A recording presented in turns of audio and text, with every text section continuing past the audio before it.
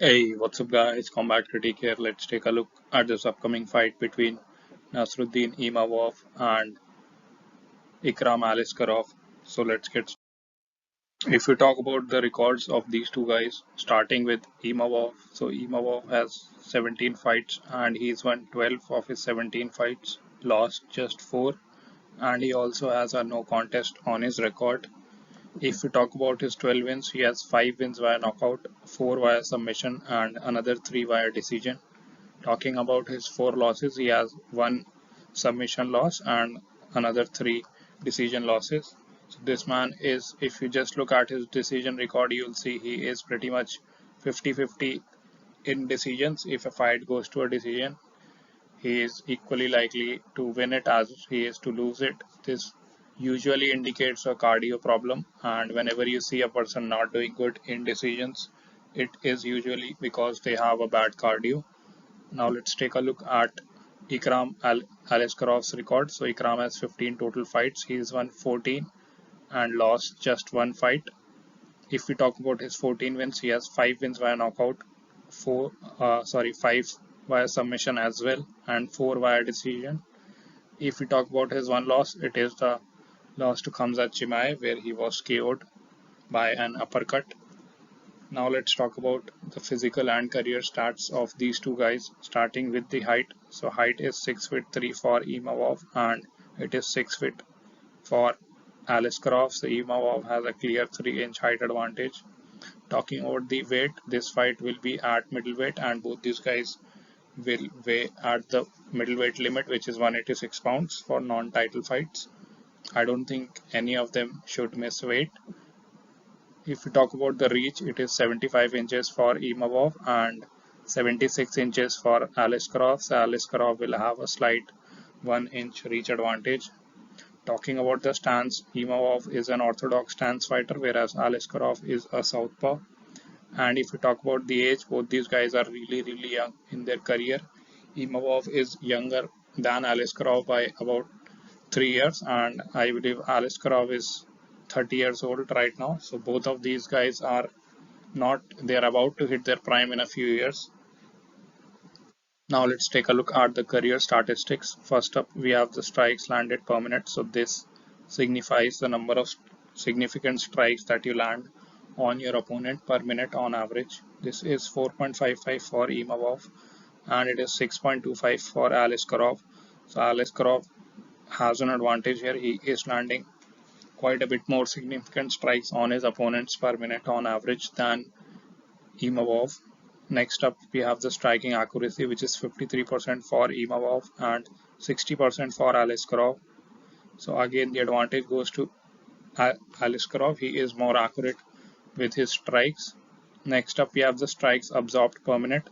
Now, this is the opposite of strikes landed per minute, and this signifies the number of significant strikes that you absorb from your opponent per minute.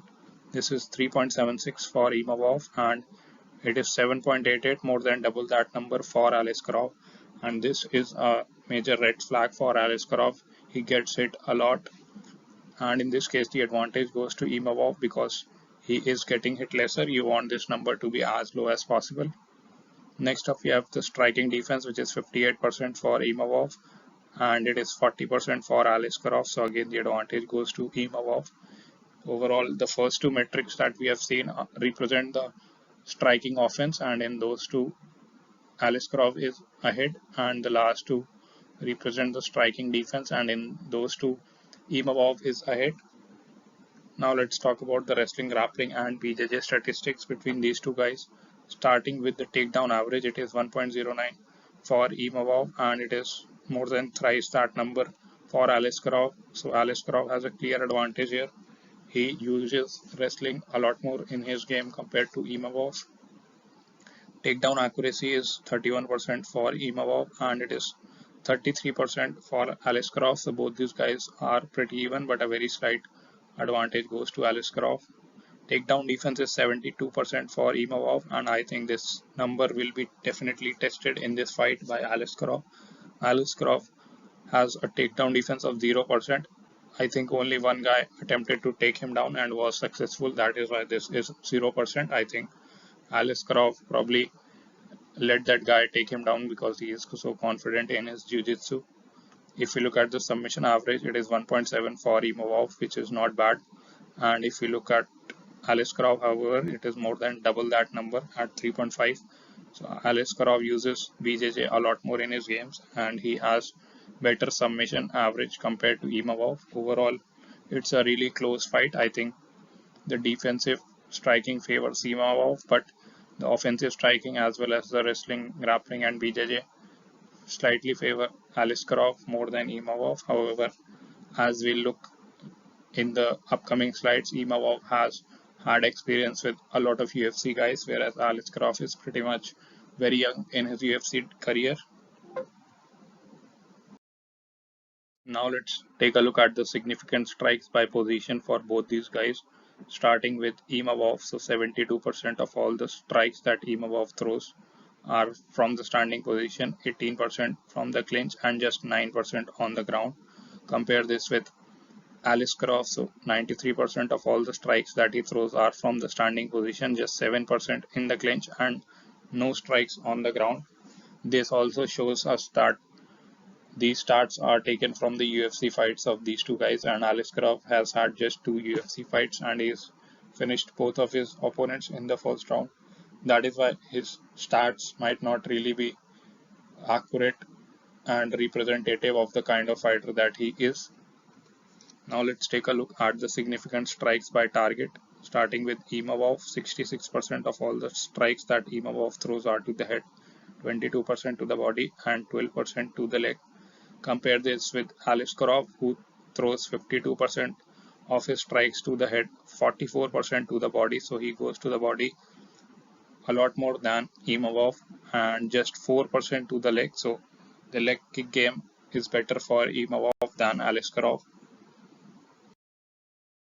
Now let's take a look at some of the previous performances of these two guys, starting with Imavov. So Imavov, who's been in the UFC for quite some time now, in his last fight, he had a fight with Chris Curtis, which was ruled an NC due to an accidental clash of heads. This happened in June of this year in the second round. And now in this fight, I think Imavov was doing good against Chris Curtis. He was outlanding Chris Curtis, but in the second round, this fight was stopped due to an accidental clash of heads. If we talk about the fight before that, Imavov fought the current middleweight champion Sean Strickland, and he was defeated by unanimous decision. This happened in January of this year. It was a 5-round UFC Fight Night main event. So with the fight coming up with Aliskerov, this will be Imavov's third fight in 2023. This man has been really active this year. If we talk about the fight before that, Imavov beat Joaquin Buckley via unanimous decision, and this was a 3-round fight. It happened in September of last year. Before that, he beat Edmund Shahbazian, the Golden Boy, via TKO elbows in the second round, and this fight happened in November of 2021. Before this, he also beat Ian Heinisch via TKO knees and punches in July of 2021 in the second round, and before this fight, he lost to Phil Haas via majority decision, and this fight happened in February of 2021. It was a 3-round fight.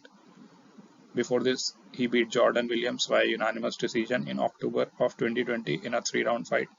In the Williams fight, I think Imavov looked gassed out, and this is one thing we have noticed in his record as well. If the fight goes to a distance, he is pretty much 50-50. His odds of winning are 50-50. He is not very good in the cardio aspect, and this is something that I think Aliskerov will be looking to exploit, especially with his wrestling heavy game. Now let's take a look at Aliskerov's previous few fights. So Aliskerov in his last fight beat Phil Haas via knockout in the very first round, and this happened in May of this year.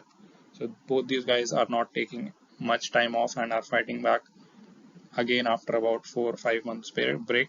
And if you notice Phil Haas, you will again find him in Imavov's record right here. So Phil Haas beat Imavov via majority decision, but he lost to Ikram Aliskerov in the very first round via knockout. And I think a lot of people are looking at Phil Haas and doing the MMA math, and for these reasons you will see that Aliskerov is a favorite in this fight. If we talk about the fight before that, it was Aliskerov's Dana White Contender Series debut, where he beat Mario Souza via Kimura, and this was also in the first round, and this fight happened in September of last year. And if we talk about the fights before that, he fought once in Eagle FC, winning the fight by unanimous decision. Before this, he fought in Brave CF a couple of times, and there he had his most famous fight, which was the fight with Khamzat Chimaev, where he was knocked out, and this is the only loss on his record so far. He was knocked out in the very first round in April of 2019. This was before Chimaev or Aliskerov were big names. Now I think they are both big names, and this loss is the reason why most people know Aliskerov. If I have to pick a winner of this fight, I think it's a really close fight. Imavov is also from Dagestan and he has that Dagestani wrestling. However, I believe that the hype behind Ikram Aliskerov and the fact that the UFC is trying to give him fights that will help him, ultimately I believe the UFC wants to see Aliskerov versus Chimaev too, and this is a fight that will get a lot of views if it happens, and for that Ikram must win this fight against Imavov. I believe he has the striking aggressiveness. He just needs to work on his defense. He has the knockout power. I think he has more power in his hands compared to Nassourdine Imavov. Also, his wrestling and BJJ statistic we have seen, they are better than Imavov's. Only thing I am concerned is Ikram Aliskerov gets hit a lot pretty often, and this is one thing where Imavov will be looking to capitalize. Let me know what you guys think in the comments below. I'll see you guys in the next video.